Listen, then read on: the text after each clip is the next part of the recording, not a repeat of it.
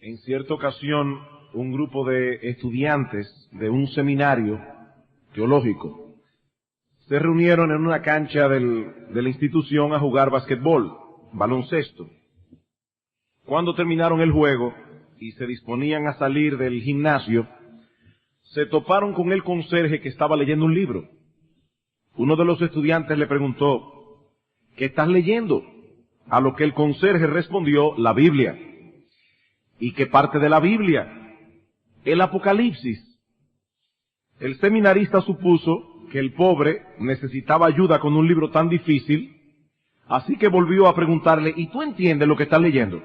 Oh, sí, respondió el hombre. ¿Y qué es lo que significa?, preguntaron ellos. Que Jesús ganará, respondió él. Y a eso nosotros podemos añadir: y que todos nosotros compartiremos con él su victoria. Hermanos, esa es la enseñanza esencial del libro de Apocalipsis. La misma enseñanza del libro de Daniel, que hemos venido estudiando con algunas interrupciones como iglesia desde hace ya más de un año. Hay muchos detalles difíciles en estos dos libros de las Escrituras, pero el gran tema es la victoria final del reino de Dios sobre los reinos de este mundo.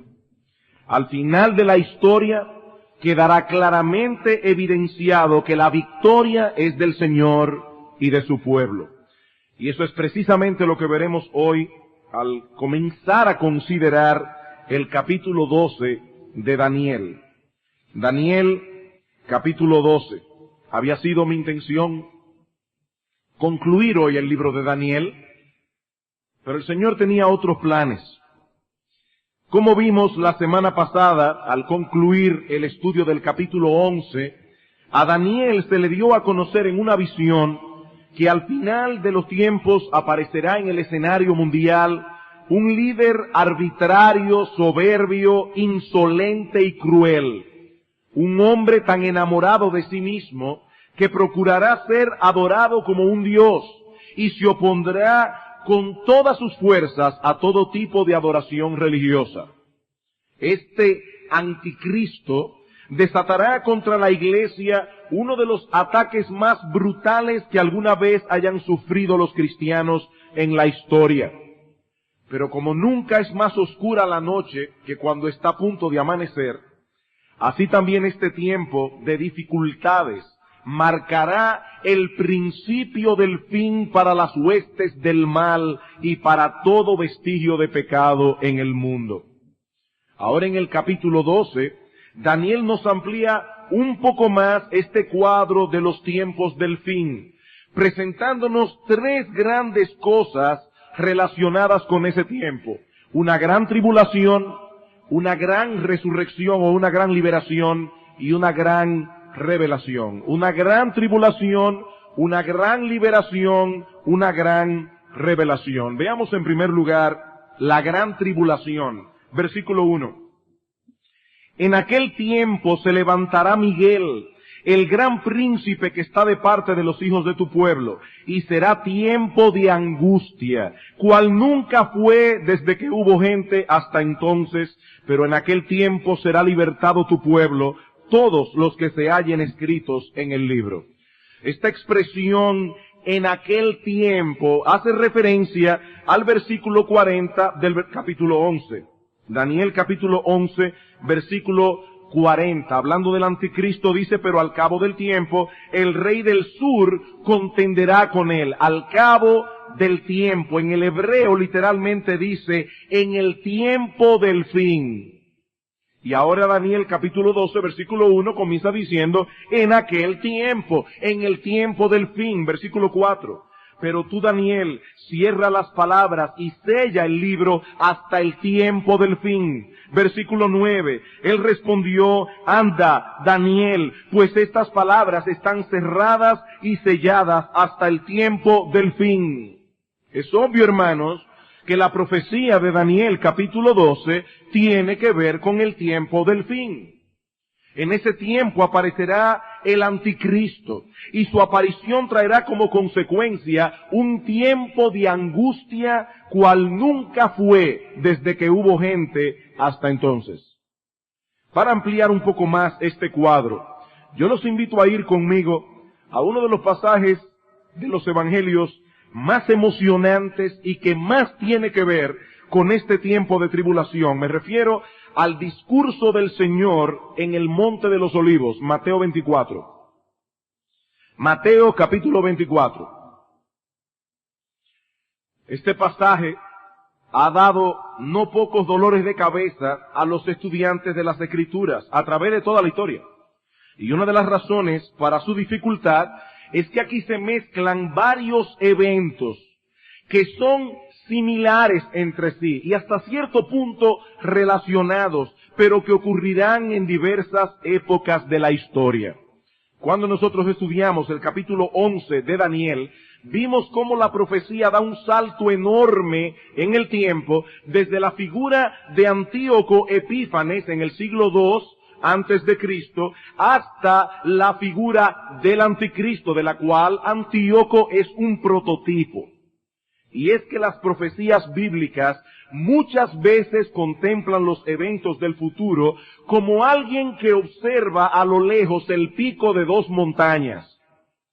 Al observador le parece que los dos picos están inmediatamente uno al lado del otro. Pero si él pudiera verlo desde arriba, se daría cuenta que hay un gran valle entre los dos picos.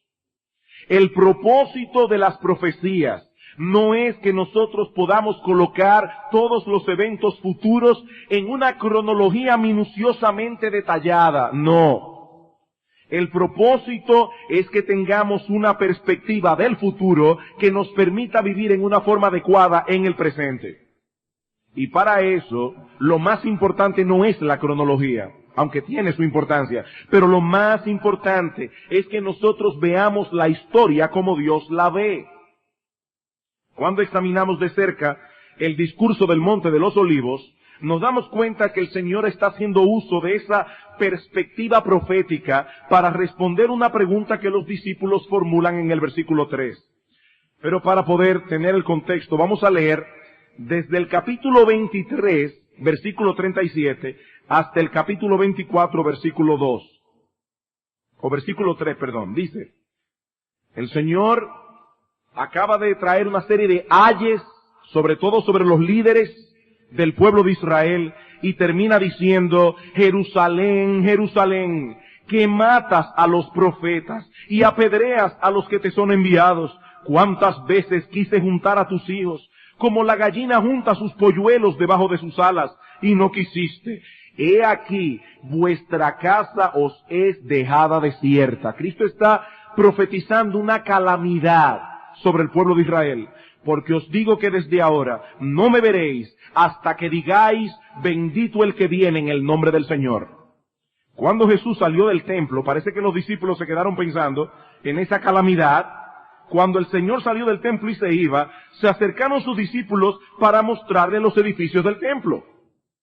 Respondiendo él les dijo, ¿veis todo esto? De cierto os digo que no quedará aquí piedra sobre piedra que no sea derribada. Y ahí vienen los discípulos a preguntar. Y estando él sentado en el Monte de los Olivos, los discípulos se le acercaron aparte diciendo, dinos, ¿cuándo serán estas cosas? ¿Y qué señal habrá de tu venida y del fin del siglo? Noten que la pregunta de los discípulos tiene que ver con tres eventos que ellos están relacionando entre sí, como si fueran a suceder uno detrás del otro. La destrucción del templo, la segunda venida de Cristo y el fin del mundo. Para ellos, la destrucción del templo de Jerusalén, un edificio que era inmensamente grande y fuerte, la destrucción del templo era algo tan improbable que si el templo llegara a ser destruido, tiene que ser que había llegado el fin del mundo. Pero el Señor Jesucristo les hace ver que estos eventos no sucederán inmediatamente uno detrás del otro. Versículo 4. Respondiendo Jesús les dijo, mirad que nadie os engañe, porque vendrán muchos en mi nombre diciendo yo soy el Cristo, y a muchos engañarán, y oiréis de guerras y rumores de guerra. Mirad que no os turbéis, porque es necesario que todo esto acontezca, y ahora noten, pero aún no es el fin. porque se levantará nación contra nación y reino contra reino, y habrá pestes y hambres y terremotos en diferentes lugares, y todo esto será principio de dolores. Entonces os entregarán a tribulación y os matarán, y seréis aborrecidos de todas las gentes por causa de mi nombre. Muchos tropezarán entonces y se entregarán unos a otros, y unos a otros se aborrecerán, y muchos falsos profetas se levantarán y engañarán a muchos. Y por haberse multiplicado la maldad, el amor de muchos se enfriará, mas el que persevere hasta el fin, éste será salvo. Y será predicado este evangelio del reino en todo el mundo para testimonio a todas las naciones, y entonces vendrá el fin. Hermanos, ¿qué es lo que el Señor está diciendo aquí? Que estas señales que se mencionan a partir del versículo 4 no son un indicativo de que está llegando el fin. Ese es el error del que Cristo quiere librar a sus discípulos. Hermanos, estas señales han estado presentes a lo largo de toda la historia con mayor o menor intensidad. Falsos mesías, guerras y rumores de guerras, hambres, terremotos, persecuciones, apostasía, falsos profetas. James Montgomery Boyce le llama a esto señales que no son señales. Cada vez que comienzan a pasar estas cosas, la gente cree que está llegando el fin del mundo. Y Cristo dice, no, no está llegando el fin del mundo. Estas no son señales del fin. Eso es lo que el Señor está diciendo aquí. No lo son. Antes de que yo regrese a la tierra, el Evangelio debe ser predicado a todas las naciones. Por eso, cuando ustedes vean todas estas cosas, entiendan, no está llegando el fin. Noten el versículo 6. Oiréis de guerras y rumores de guerras. Mirad que no os turbéis, porque es necesario que todo esto acontezca, pero aún no es el fin. De hecho, más bien Cristo le llama señales que son como dolores de parto. En el versículo 8 dice, y todo esto será principio de dolores. Y el texto está hablando de los dolores de parto. ¿Cómo son los dolores de parto? Bueno, a medida que se va acercando el tiempo en que la mujer va a dar a luz, se hacen más frecuentes y más intensos. Lo que el Señor está diciendo es, estas señales, pestes, hambre, terremotos, guerras, rumores de guerra, van a estar presentes en todas las edades. Ahora bien, cuando esté llegando el fin, entonces esas señales se harán cada vez más frecuentes, se harán cada vez más intensas. Habiendo aclarado esto, ahora el Señor va a responder la pregunta que los discípulos hicieron sobre la destrucción del templo. Y dice en el versículo 15, por tanto, vean la conexión, por tanto, como la destrucción del templo no coincide con el fin del mundo, por tanto, cuando veáis en el lugar santo la abominación desoladora de que habló el profeta Daniel, el que lee, entienda, no piensen que está llegando el fin y que se pueden quedar confiados en Jerusalén esperando mi venida. No, los que estén en Judea huyan a los montes. Porque los discípulos podían pensar, si Cristo no le hubiera dado esa advertencia, cuando vieran a los romanos destruyendo el templo, ellos pensarían, ya llegó el fin del mundo. Vamos a esperar aquí, sentados tranquilos, que los romanos no nos van a hacer nada, porque Cristo va a volver por segunda vez. Dice Cristo, no es el tiempo del fin. Huyan a los montes. Así como el templo fue profanado en los días de Antíoco Epífanes, cuando este rey malvado colocó en el templo una imagen de Zeus Olimpo y le sacrificó una puerca en el altar, así también el templo sería profanado otra vez. Esta profecía se cumplió, como muchos de ustedes saben, en el año 70 después de Cristo, cuando las legiones romanas comandadas por Tito sitiaron a Jerusalén teniendo el estandarte de César, la cual colocaron en el templo un hombre al que ellos adoraban como a Dios. Y finalmente los romanos destruyeron el templo. Y tal como el Señor profetizó en el versículo 2, la destrucción fue tan grande que no quedó en el templo una piedra sobre otra. Fue una destrucción total. Y lo que vino inmediatamente después fue una masacre horrible. Por eso es que Cristo advierte a los suyos que debían huir de Judea tan pronto estas cosas comenzaran a ocurrir. Versículo 16. Entonces los que estén en Judea huyan a los montes. El que esté en la azotea no descienda para tomar algo de su casa. Y el que esté en el campo no vuelva atrás para tomar su capa. Huyan, dice Cristo. Mas ay de las que estén en cinta y de las que críen en aquellos días. Orad pues que vuestra huida no sea en invierno, ni en día de reposo, porque los fariseos habían hecho tanto prurito con el día de reposo, que mucha de esta gente no iba a recibir ayuda. Y de hecho, para algunos que todavía tenían en su mente algunas cosas como estas, en el tiempo de Antíoco Epífanes, porque una parte de la huida fue en día de reposo, muchos judíos sufrieron más de la cuenta.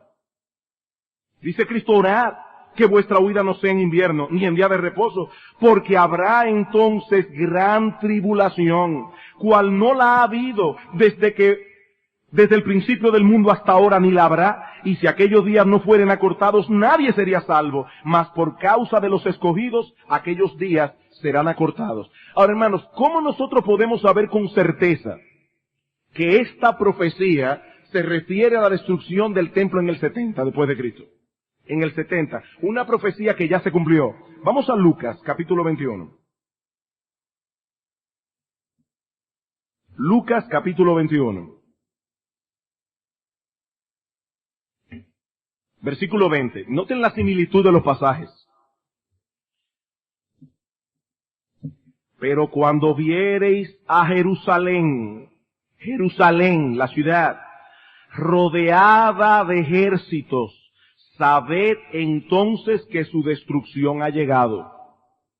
Entonces los que estén en Judea, huyan a los montes, el mismo pasaje, y los que en medio de ella, váyanse, y los que estén en los campos, no entren en ella, porque estos son días de retribución para que se cumplan todas las cosas que están escritas. Mas ay de las que estén en cinta y de las que críen en aquellos días, porque habrá gran calamidad en la tierra e ira sobre este pueblo, y caerán a filo de espada, y serán llevados cautivos a todas las naciones, y Jerusalén será hollada por los gentiles hasta que los tiempos de los gentiles se cumplan. Es obvio, hermanos, que aquí se está hablando de algo que ya pasó.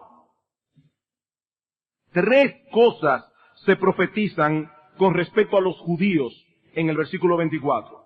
En primer lugar, que iban a caer a filo de espada.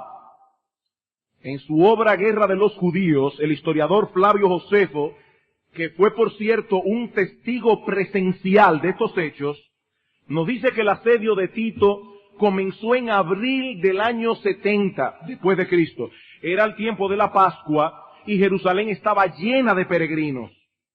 El asedio duró unos 5 meses y finalmente los romanos atacaron la ciudad. De acuerdo con Josefo, el número total de prisioneros fue de 97,000 y el número de muertos 1,100,000. Y es muy probable, sobre todo porque ya conocemos un poco de Josefo, que las cifras estén un poco abultadas.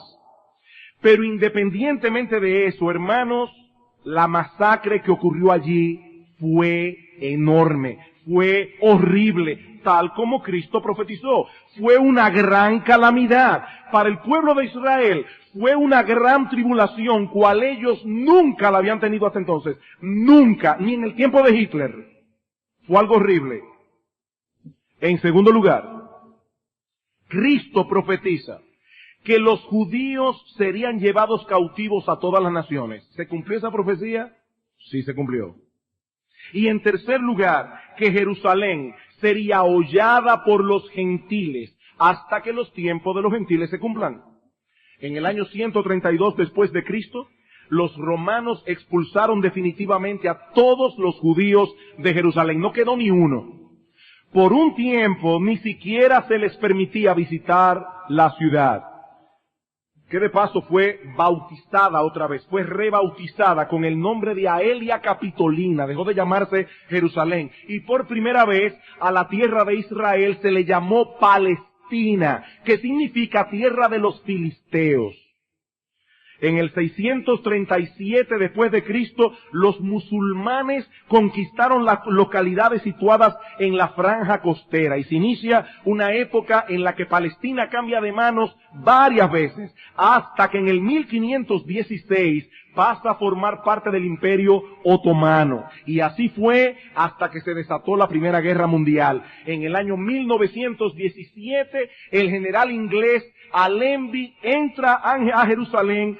En diciembre de ese año, del 1917, los ingleses toman la tierra de Palestina, teniendo ya una agenda en la mano, la de establecer allí el hogar nacional de los judíos, que habían comenzado a emigrar otra vez a la tierra de Palestina desde el año 1880 o algo así, no recuerdo bien la fecha.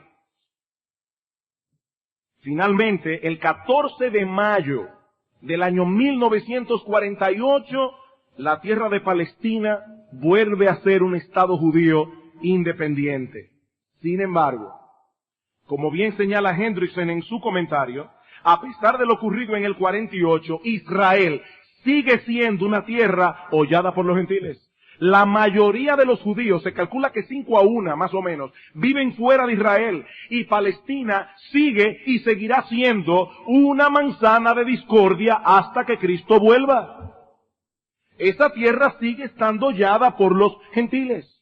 Ahora, el punto es, hermanos, que la tribulación que sufrieron los judíos en la caída de Jerusalén en el 70 es un prototipo de la gran tribulación que sufrirán los cristianos a mano del anticristo. Por eso es que así como la profecía de la abominación desoladora se aplicó a Antíoco y se aplicó también a Tito, la misma profecía, en este caso, la profecía de que habrá una gran tribulación se aplicó en el 70 y se aplicará otra vez en los tiempos del anticristo.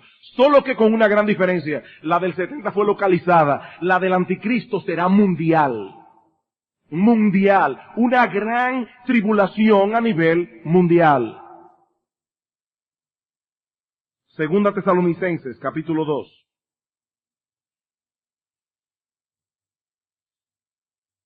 Perdón, antes de buscar Tesalonicenses, vamos a Lucas 21. Otra vez. Porque hubo algo que se me pasó y no quiero que quede en el aire. Noten cómo dice en el versículo 24, caerán a filo de espadas, serán llevados cautivos a todas las naciones. Jerusalén será hollada por los gentiles hasta que los tiempos de los gentiles se cumplan. Versículo 25. Entonces, cuando se cumplan los tiempos de los gentiles, habrá señales en el sol, en la luna, en las estrellas y en la tierra. Está hablando allí de la segunda venida de Cristo. Es allí donde encaja Mateo capítulo 24, versículo 29. Mateo 24, versículo 29. E inmediatamente después de la tribulación de aquellos días, el sol se oscurecerá, la luna no da su resplandor, las estrellas caerán del cielo, las potencias de los cielos serán conmovidas, y entonces aparecerá la señal del Hijo del Hombre en el cielo. Yo decía el domingo pasado que muchos buenos hermanos en Cristo entienden que nosotros no estaremos aquí cuando surja el anticristo y cuando el mundo se vea envuelto en esta gran tribulación. Pero eso no concuerda con lo que el texto enseña. Dice en el versículo 31 que cuando aparezca el Hijo del Hombre sobre las nubes del cielo con poder y gran gloria, versículo 31, enviará sus ángeles con gran voz de trompeta y juntarán a sus escogidos. Allí es que ocurre el arrebatamiento de la iglesia. Antes de la destrucción total que va a haber en la tierra cuando Cristo vuelva, el Señor entonces sacará a los suyos de aquí, en ese momento. Juntará a sus escogidos de los cuatro vientos de un extremo del cielo hasta el otro. Y eso concuerda perfectamente con lo que Pablo enseña, ahora sí, en 2 Tesalónica, capítulo 2. 2 Tesalónica, capítulo 2. Versículos 1 al 4. Pero con respecto a la venida de nuestro Señor Jesucristo y nuestra reunión con Él, os rogamos, hermanos, que no os dejéis mover fácilmente de vuestro modo de pensar, ni os conturbéis ni por espíritu, ni por palabra, ni por carta como si fuera nuestra, en el sentido de que el día del Señor está cerca. ¿Qué le dice Cristo a los discípulos? Cuando le digan, allí está el Cristo, no lo creáis, no es el tiempo del fin. Los hermanos de Tesalónica estaban pasando persecución. Y algunos de ellos estaban interpretando la persecución como que ya estaba llegando el fin. Y Pablo dice, no. Nadie os engañe en ninguna manera, porque ese día, el día del Señor y nuestra reunión con Él, el arrebatamiento de la iglesia, eso no vendrá sin que antes venga la apostasía y se manifieste el hombre de pecado, el hijo de perdición, el cual se opone y se levanta contra todo lo que se llama Dios, o es objeto de culto, tanto que se siente en el templo de Dios como Dios, haciéndose pasar por Dios. Pablo dice, eso no ocurrirá hasta que eso venga. La apostasía y el hombre de pecado. Algunos hermanos usan Apocalipsis capítulo 3, versículo 10, como una prueba de que los cristianos no estarán aquí en ese tiempo de tribulación. Apocalipsis capítulo 3, versículo 10. Que por cierto, habría primero que ver si ese texto está hablando de esa tribulación. Es lo primero, porque es una promesa a una iglesia que existió en Asia Menor, que era la iglesia de Filadelfia. Pero vamos a suponer que ese texto se refiere a la gran tribulación. Dice, por cuanto has guardado la palabra de mi paciencia, yo también te guardaré de la hora de la prueba que ha de venir sobre el mundo entero para probar a los que moran sobre la tierra. Estos hermanos dicen, ¿qué es esa hora de la prueba? La gran tribulación. ¿Cuál es la promesa de Cristo? Yo te guardaré de la hora de la prueba. Eso significa que el rapto de la iglesia, el arrebatamiento, ocurrirá antes de la tribulación y los cristianos serán guardados. El problema es que la expresión que usa el Señor aquí en griego, tereo ek, te guardaré de, es exactamente la misma que el mismo Señor usa en Juan capítulo 17. Vamos allí por un momento. Juan 17. Este texto no enseña que los creyentes serán excluidos de este tiempo de prueba, sino que serán guardados durante la prueba. Eso es lo que significa el texto. Juan capítulo 17, la oración intercesora del Señor, versículo 15. El Señor dice al Padre, yo no ruego que los quites del mundo, sino que los guardes del mal. La misma expresión que usa en Apocalipsis. ¿Y qué está diciendo el Señor? Padre, yo no te pido que tú quites a mis discípulos del mundo. Yo te pido que estando ellos en el mundo, tú los guardes del mal. Y dentro de un momento vamos a ver a qué se refiere eso. Que los guardes del mal. No es que los saques de la tribulación. Es que los guardes en la tribulación. Aunque Juan 17:15 no está hablando de la tribulación, él está hablando simplemente de que nosotros en el mundo vamos a tener problemas. Y Cristo no quiere sacarnos del problema, sino que seamos guardados en medio de las dificultades. Resumiendo, lo que hemos visto hasta aquí es que estos textos enseñan que previo a la venida de nuestro Señor Jesucristo surgirá un líder mundial, el cual desatará una fiera persecución contra el pueblo de Dios y producirá en el mundo un tiempo de angustia sin precedentes. ¿Cuánto tiempo durará este periodo de tribulación? 7 años, 3 años y medio, hermanos, no lo sabemos. No lo sabemos. Nosotros no sabemos cuánto va a durar esa tribulación. Ahora, lo que sí sabemos es que de alguna manera el Señor protegerá a los suyos en ese tiempo. Y eso nos lleva a nuestro segundo encabezado, una gran liberación. Daniel capítulo 12 otra vez. Daniel capítulo 12, versículo 1. En aquel tiempo se levantará Miguel, el gran príncipe que está de parte de los hijos de tu pueblo, y será tiempo de angustia, cual nunca fue desde que hubo gente hasta entonces. Pero en aquel tiempo será libertado tu pueblo, todos los que se hallen escritos en el libro.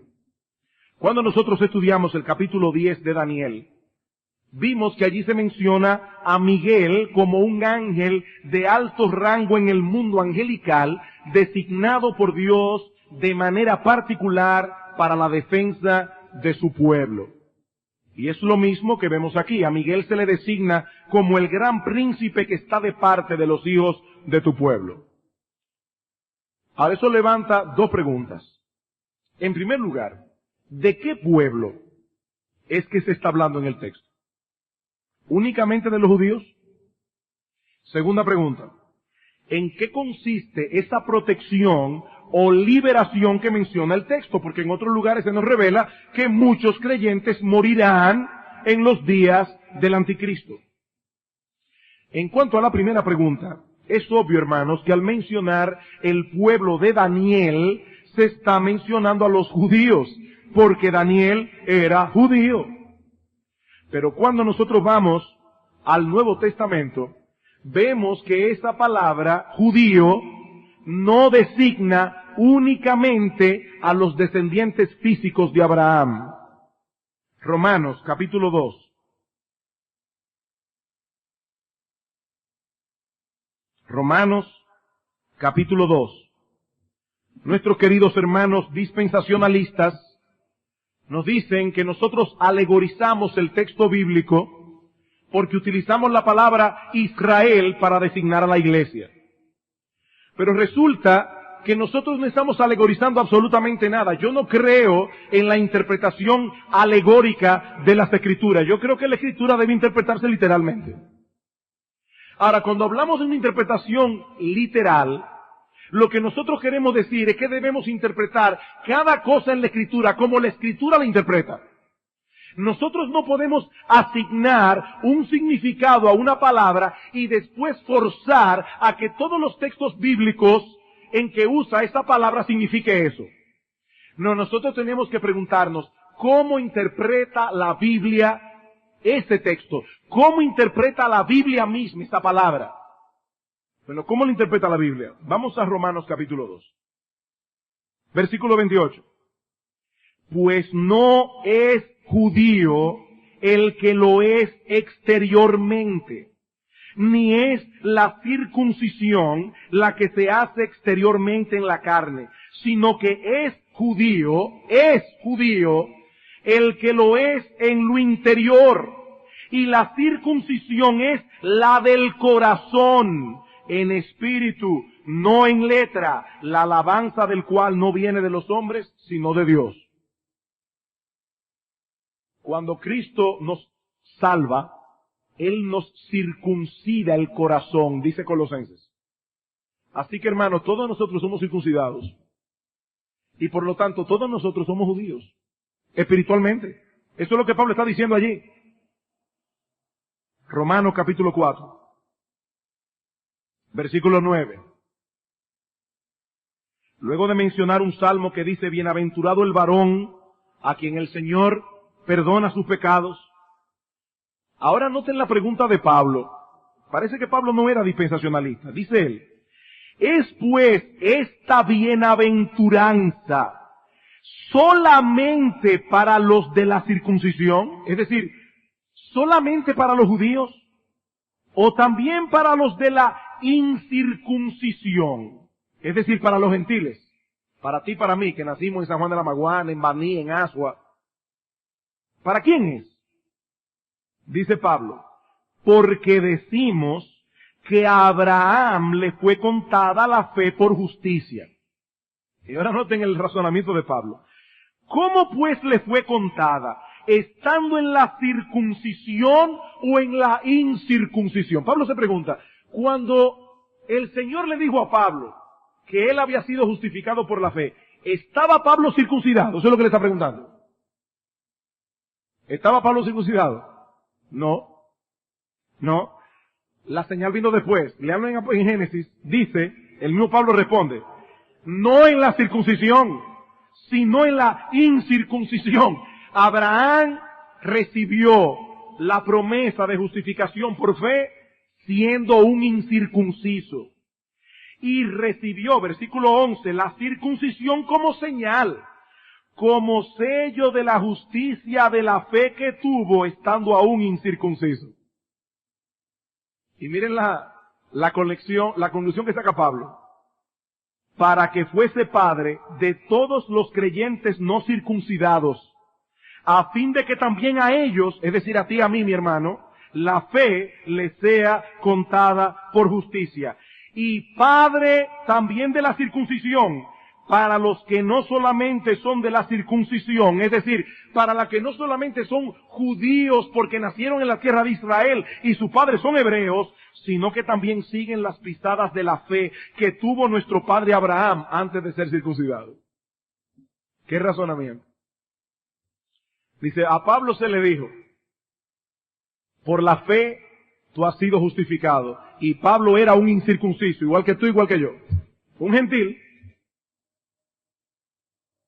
Y la circuncisión vino después. Y dice Pablo, ¿saben por qué Dios hizo eso así? Para que él fuera padre de todos los creyentes, circuncidados o no. Para que no hubiera separación. Para que no hubiera separación. Dios tiene un solo pueblo, hermanos, no dos, uno solo. El pueblo de Dios. Los incrédulos de Israel son aquellas ramas que fueron desgajadas por su incredulidad. Y nosotros, que venimos de un olivo silvestre, fuimos injertados en el buen olivo. Y ahora somos parte de ese olivo. Hay un solo olivo, no dos. Romanos capítulo 9. Hermano, yo quiero dejar este punto bien claro, para que no nos acusen de estar alegorizando. No. Yo no creo en la interpretación alegórica. Ahora, yo sí creo que la Biblia se interpreta ella misma. Eso sí yo lo creo. Romanos capítulo 9, versículo 6.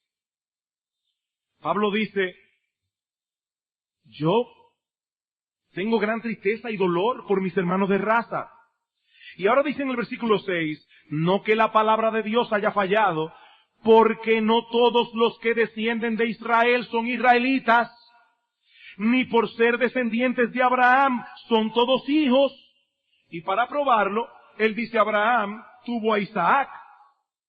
Se le dijo, en Isaac te será llamada descendencia, no en Ismael.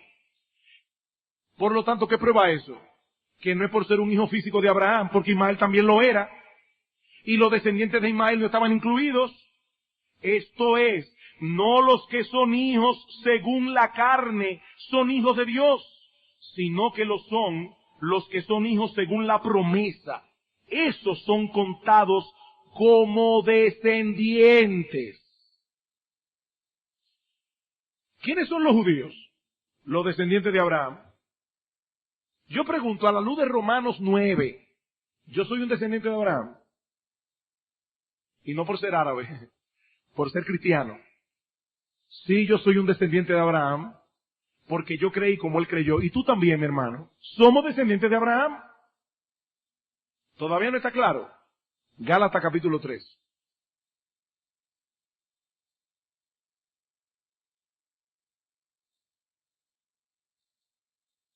Quiero decir, hermanos, que yo amo a mis hermanos dispensacionalistas. Y por muchos de ellos tengo un gran respeto.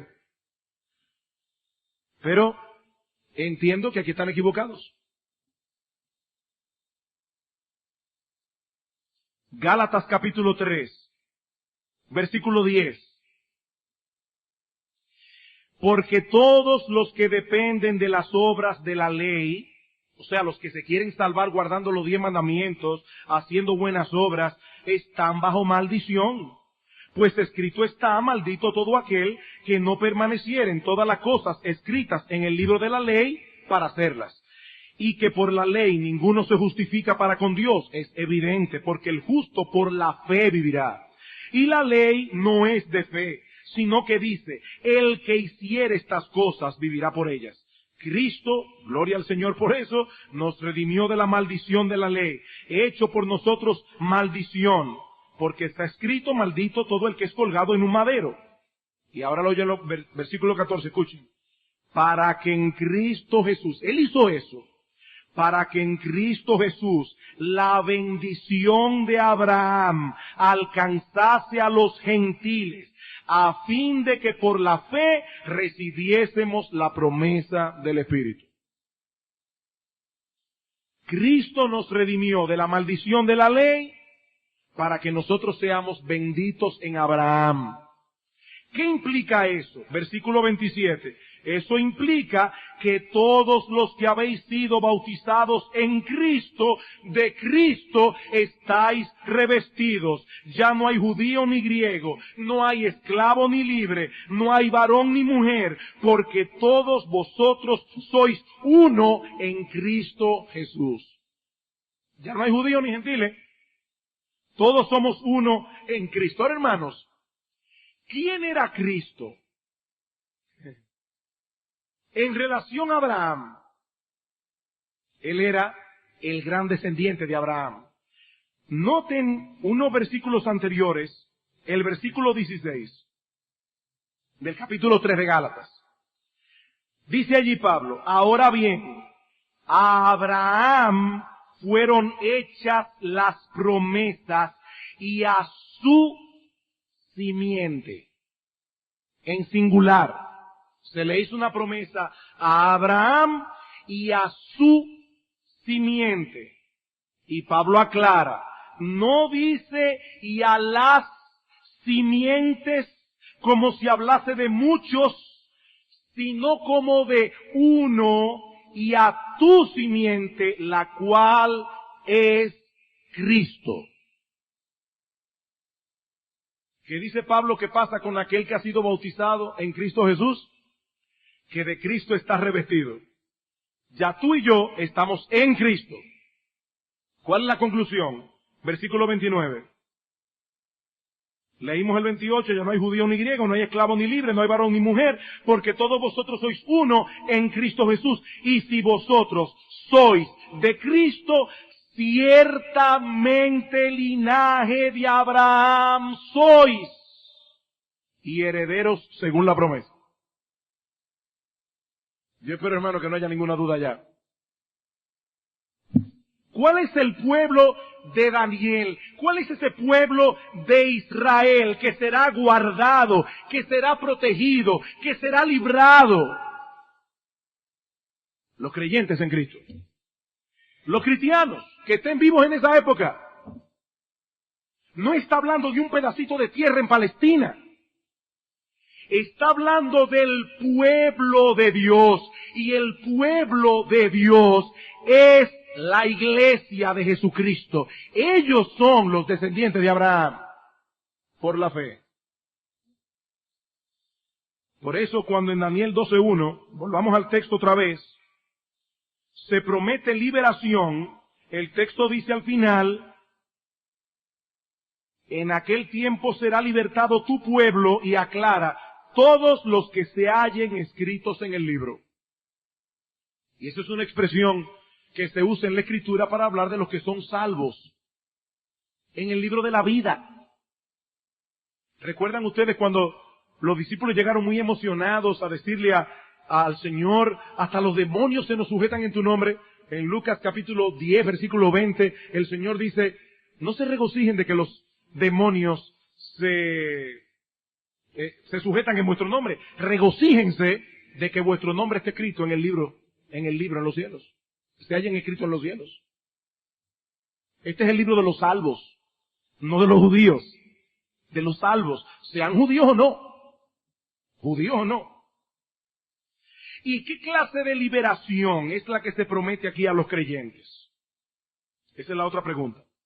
Bueno, obviamente, no se trata de ser totalmente librados de padecer aflicciones. En ningún lugar de la Biblia se le promete al creyente una vida libre de dificultades. Todo lo contrario. Todo lo contrario.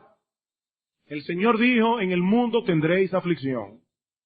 Y en Hechos capítulo 14, versículo 22, Pablo dice, es necesario que a través de muchas tribulaciones entremos en el reino de Dios. Y en 2 Timoteo capítulo 3, versículo 12, dice Pablo, todos los que quieran vivir piadosamente en Cristo Jesús padecerán persecución. Nadie, ningún creyente será librado de eso. Y si hay un tiempo en que eso será manifiesto como en ninguna otra época de la historia, es en esa tribulación final. Ahora, hay tres maneras en que el Señor librará a su pueblo en esos días. En primer lugar, y esto lo digo sobre todo, yo no sé cuándo serán esas cosas, tal vez tú y yo no la veamos, pero muchos creyentes se preguntan, ¿y si a mí me toca pasar por eso? ¿Yo sería capaz de mantener firme mi fe en Cristo? Mi hermano, en primer lugar, el Señor guardará las almas de los verdaderos creyentes para que no claudiquen en medio de la persecución. El Señor los librará en ese sentido. En ese sentido. Romanos capítulo, bueno, el tiempo se me está yendo, pero en Romanos capítulo 8, versículo 35 al 39, búsquenlo en su casa. Pero allí Pablo dice, ¿quién nos separará del amor de Cristo? ¿Tribulación? ¿Persecución? ¿Hambre? ¿Peligro? ¿Espada? Dice Pablo, no. Antes, en todas esas cosas, somos más que vencedores por medio de aquel que nos amó. Pablo no está diciendo allí, no se preocupen, que ustedes nunca van a pasar peligro, espada. No. Él está diciendo, sí van a pasar esas cosas. Pero en todas esas cosas somos más que vencedores. Por medio de aquel que nos amó. En segundo lugar, el Señor restringirá al anticristo para que no lleve a cabo sus propósitos de exterminar completamente a la iglesia. El Señor prometió que su iglesia habría de perdurar en el mundo hasta el fin de los siglos. Es por eso que, a pesar de todas las persecuciones que se han desatado contra la iglesia a través de toda la historia, todavía estamos en pie. Y han sido muchas las veces que han sonado las campanas para hablar de la muerte del cristianismo, solo que el cadáver nunca apareció. Aquí estamos todavía en el 2003 predicando la palabra de Dios. Por eso cuando el anticristo se proponga exterminar a la iglesia por completo, antes de que eso ocurra, el Señor lo exterminará a él. Y en tercer lugar, aún los que tenga que pagar con sus vidas en la gran tribulación, serán finalmente liberados. ¿Por qué? Porque sus almas irán de inmediato a la presencia del Señor y a su debido tiempo ellos se levantarán de los muertos. Versículo 2. Y muchos de los que duermen en el polvo de la tierra serán despertados, unos para vida eterna y otros para vergüenza y confusión perpetua. Este es el texto que más claramente habla de la resurrección en el Antiguo Testamento. Y noten que hace una referencia a resurrección de justos y de injustos. Dice, serán despertados, uno para vida eterna, otros para vergüenza y confusión perpetua. Ahora, el foco primordial del texto son precisamente aquellos que mueran en el tiempo del anticristo. Ese es el foco de la profecía. Por eso es que dice, muchos de los que duermen en el polvo serán despertados. Porque muchos quedarán vivos hasta la venida del Señor, pero muchos morirán y esos muchos resucitarán. La bendición de los mártires de la fe en ese tiempo no será menor que la de aquellos que estén vivos cuando Cristo vuelva. Serán despertados. Y no hay varias resurrecciones, hay una sola. En Juan capítulo 5, versículos 28 y 29 dice Cristo, no os maravilléis de esto, porque vendrá hora cuando todos los que están en los sepulcros oirán su voz, todos en la misma hora. Unos saldrán a resurrección de vida, dice el Señor, otros a resurrección de condenación, en el mismo momento.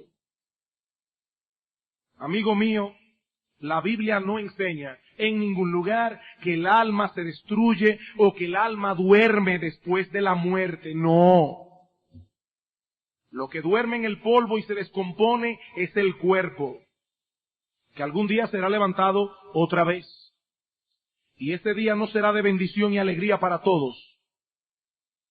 Los que murieron en sus pecados, los que rehusaron aceptar las buenas nuevas de salvación en Cristo, saldrán a una resurrección de vergüenza y confusión perpetua. Perpetua. Y mi amigo, así como todas las profecías bíblicas, o muchas profecías bíblicas se han cumplido ya, esta se cumplirá también. Tú puedes creerlo. Todos los cuerpos muertos serán resucitados, pero no todos experimentarán el mismo destino. Algunos serán levantados para disfrutar en cuerpo y alma la vida eterna que Cristo compró para ellos en la cruz del Calvario, y de la cual vinieron a ser partícipes por la fe. El resto será levantado para sufrir en cuerpo y alma el castigo que merecen por sus pecados. El que merecen. Ahora yo te pregunto, ¿cuál será tu destino en aquel día? El tuyo. ¿En cuál de los dos grupos vas a estar tú? Porque hay solo dos destinos, mi amigo, solo dos. Vida eterna, dice Daniel, vergüenza y confusión perpetua. El disfrute de la presencia de Dios por los siglos de los siglos, el terrible castigo de estar eternamente separados de esa presencia bendita. Solo dos. Y yo los invito luego a leer en su casa, pero no tengo el tiempo. Segunda a Tesalónica, capítulo 1, versículos 6 al 10. Dice que serán excluidos de la presencia del Señor y de la gloria de su poder por los siglos de los siglos. ¿Tú quieres tener una idea de cuán terrible es la condenación del infierno? Medita en esto, mi amigo.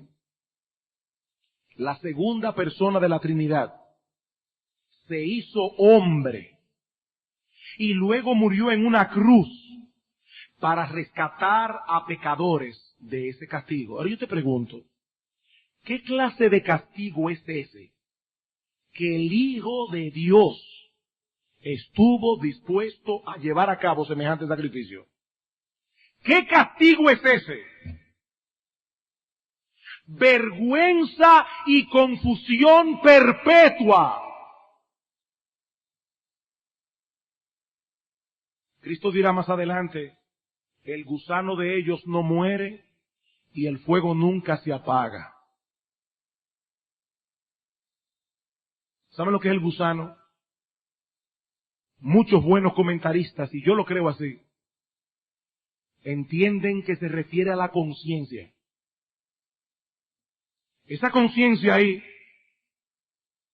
trabajando. Óyeme, yo estaba en la iglesia, sentado, y yo oía sermones y sermones y sermones. Y oía como el pastor me llamaba a veces con lágrimas y me suplicaba que viniera al arrepentimiento. ¿Cuántas veces oí ese predicador? Y ahora estoy aquí sufriendo en esta llama eterna, el infierno, por los siglos de los siglos, porque no me quise arrepentir. Este gusano no muere y el fuego nunca se apaga. Por los siglos de los siglos en oscuridad, por los siglos de los siglos con el diablo y sus ángeles, con los siglos de los siglos escuchando el grito de horror de los condenados, por los siglos de los siglos. Vergüenza y confusión perpetua. Nosotros podemos calibrar lo que eso significa. Por eso murió el Hijo de Dios. Miren si era algo tan serio que una de las tres personas de la Trinidad asumió una naturaleza humana y fue a la cruz. ¿Serio? ¿Serio? Pero esa es solo una cara de la moneda. El precio que Él pagó para salvar a los suyos también nos da una idea de la salvación que Él compró para ellos. Él derramó su vida y ahora nos concede por gracia el perdón de todos nuestros pecados. y el don de la vida eterna. Disfrutamos ahora de todos los beneficios presentes de la salvación, pero esperamos con expectativa gozosa el cumplimiento de todas las otras promesas. Versículo 3. Los entendidos resplandecerán como el resplandor del firmamento, y los que enseñan la justicia a la multitud como las estrellas a perpetua eternidad. Oigan cómo le llama a los creyentes, los entendidos. Los entendidos. Aquellos que por fe aceptaron la oferta del Evangelio y ahora por la gracia de Dios se conducen en el mundo con sabiduría. Esos resplandecerán como el resplandor del firmamento. Hablando de esta misma era de la resurrección, dice el Señor en Mateo 13:43, entonces los justos resplandecerán como el sol en el reino de su Padre. ¿Qué promesa? Por eso es que Pablo dice en Romanos 8:18 que las aflicciones del tiempo presente no son comparables con la gloria que en nosotros será manifestada. Nosotros compartiremos la misma gloria de Cristo. Dice Filipenses capítulo 3, versículo 20, que el cuerpo de la humillación nuestra será transformado en el cuerpo de la gloria suya, para que sea semejante al cuerpo de la gloria suya. Me llama la atención la característica que Daniel resalta de esos entendidos. Dice, los que enseñan la justicia a la multitud como las estrellas a perpetua eternidad. Y este texto se aplica de manera particular a los que en medio de la persecución, en medio de las dificultades, exhortan a otros a obedecer la palabra de Dios sin importar el costo. Así como en los días de Antíoco Epífanes, algunos judíos soportaron la presión y exhortaron a otros para que perseveraran en la fe, así será también en el tiempo del anticristo. Y esos serán como estrellas en el firmamento. Pero ese estímulo, que no puedo negar, hermanos, que me ha sido de mucho consuelo en estos días, ese estímulo se aplica también en sentido general a todos los que enseñan la justicia a la multitud. Vamos por un momento a Mateo, capítulo 5. Hermano, yo le decía a los pastores antes de venir aquí, tengo temor con el tiempo. Y me dijeron, olvídate del tiempo. Yo tengo que terminar esto, hermanos. Mateo 5:17. No penséis que he venido para abrogar la ley o los profetas. No he venido para abrogar, sino para cumplir. Porque de cierto os digo, que hasta que pasen el cielo y la tierra, ni una jota, ni una tilde pasará de la ley hasta que todo se haya cumplido. De manera que cualquiera que quebrante uno de estos mandamientos muy pequeños y así enseñe a los hombres, muy pequeño será llamado en el reino de los cielos. Mas cualquiera que los haga y los enseñe, este será llamado grande en el reino de los cielos. La grandeza en el reino no se mide como la miden los hombres aquí.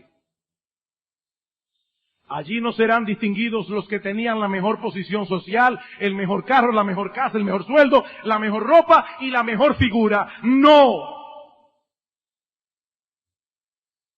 Allí serán distinguidos los que con sinceridad de corazón se dispusieron a obedecer los mandamientos de Dios, resumidos y condensados en el decálogo, y así enseñaban a los demás con sus palabras y con su ejemplo. Estos hombres y mujeres no tomaban en poco el primer mandamiento, amarás al Señor sobre todas las cosas. No tomaban a la ligera el segundo mandamiento, que nosotros debemos adorar a Dios como Él lo ha instituido. No tomaban el nombre de Dios en vano, no tomaban el día del Señor en vano.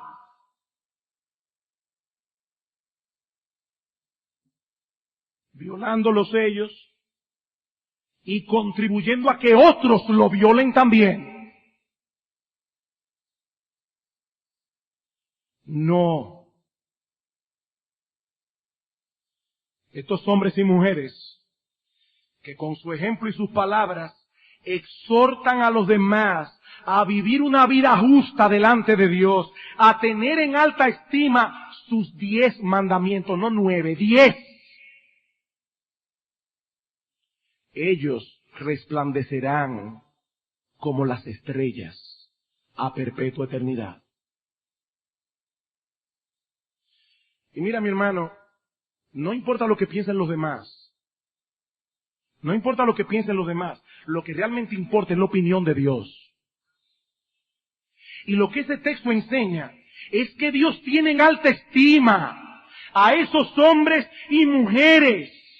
Aunque los acusen de quisquillosos, aunque los acusen de legalistas, Dios los tiene en alta estima.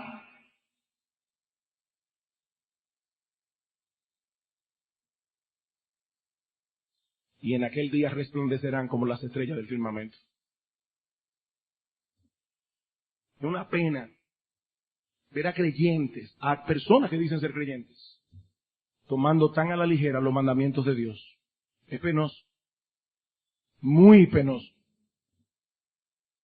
Y por supuesto, la niña fea es el cuarto. Día de reposo para Jehová tu Dios. No harás en él obra alguna tú, ni tu hijo, ni tu hija, ni tu siervo, ni tu sierva.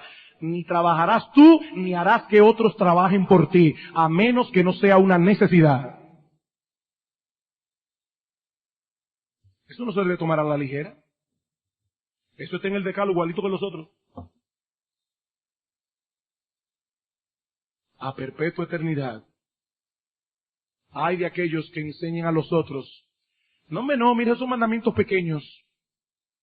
Pequeños serán llamados en el reino de los cielos, si es que estarán ahí. Si es que estarán ahí.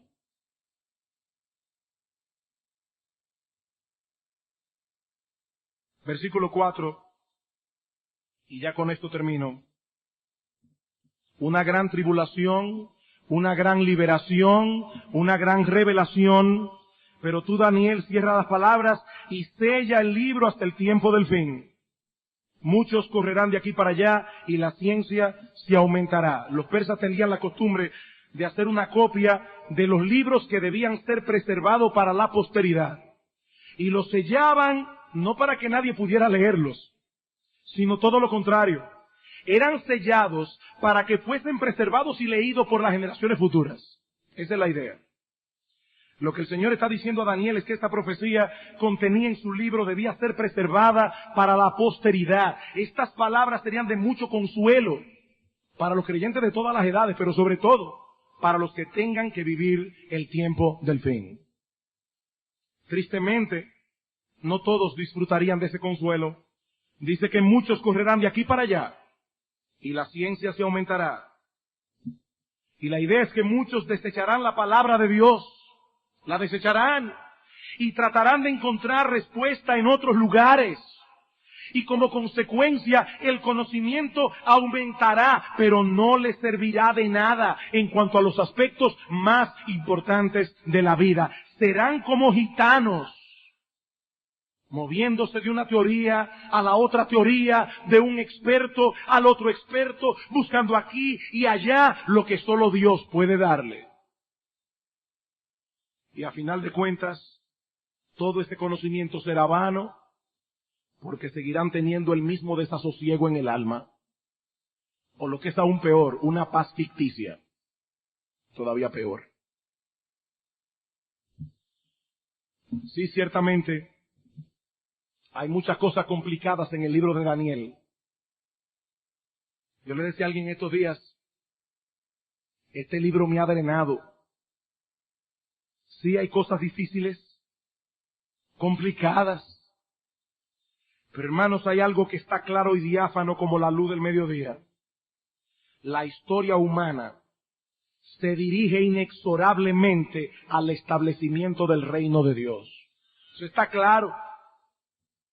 Allí los suyos resplandecerán como el resplandor del firmamento, como el sol, como las estrellas a perpetua eternidad. Mi hermano, medite en esto. Las aflicciones del tiempo presente no son comparables con la gloria que en nosotros habrá de manifestarse. No es comparable. Pero todavía no hemos llegado a la gloria. Todavía no hemos llegado. Pero sin duda, nos encaminamos hacia allá. Aún no se ha manifestado lo que hemos de ser. Cuando Él se manifieste, seremos semejantes a Él, porque le veremos tal y como Él es. Esa es nuestra esperanza, hermano. Y mi amigo, esta puede ser tu esperanza, si tú pones hoy tu confianza en Jesucristo. Que Dios tenga misericordia. Vamos a orar.